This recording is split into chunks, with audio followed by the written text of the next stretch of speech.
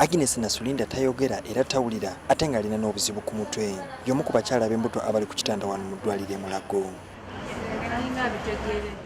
Sabiti 2 emabega Nasulinda yaleetebwa n'asuulibwawo nakati omuntu atamanyiddwa. Kigambibwa nti nga tannamulekawo yamuyambako okujjuza foomu y'eddwaliro era n'awandiika amannya ga Nasulinda ekyalo gy'ava wabula omuntu ono teyalekawo nnamba ye ya ssimu yonna. Ebyembi Nasulinda tayogera. Mulwadde ono simanyi bwe yajja naye yajja okuva mu Labour Ward.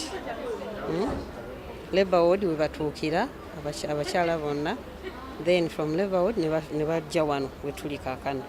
Omusawo ku ddwaliro wano e Mulago ategeezezza nti tekibadde kyangu kumulabirira wabula kati obweraliikirivu bwonna buli ku lunaku lwe banaamusiibula. Agnes y'omu ku balwadde abasuulibwa e Mulago nga tebaliiko baabwe. Okusinziira ku Faith Karamagi akulira abayamba abalekeddwawo e Mulago, buli lunaku bafuna abantu abatakkawo basatu abatalinaako baabwe. Leero tulina abantu 16 be tukolagana nabo abatalina ababayamba oba abajjanjabi. Abamu bajja n'abantu baabwe, abantu ne bagenda, abamu beereeta nga tebalina muntu gwe bazze naye. Karamagi ategeezezza nti abantu bano baba babika byonna, abaana, abavubuka ssaako n'abakadde. Abakadde balekwawo nnyo nga tebalina ababayamba. Oluusi n'emyaka emivubuka eya wakati.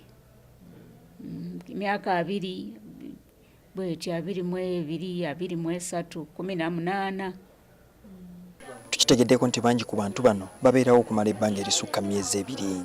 Bw'aba talina ssimu oluusi tusanga nnyo obuzibu kubanga tetulina nnyo ntambula esobola okutambula okutuukirira abantu bonna bwe baba. Abakulu e Mulago bagamba nti bano bwe basuulibwa basaba abakulira waadi nga bagira nga babasuza nga bwe banoonya abantu baabwe, ekintu ekireetawo omujjuzo mu ddwaliro. Waliwo ekibiina kye tukolagana nakyo. Ekiina home etwala abantu ab'ekika kino. Abagamba nali nkola sina wenzira, sina kyakola, tunoonyereza nnyo okulaba nti oba alina ewaabwe gy'asobola okudda ne tugezaako okubazaayo gye baava.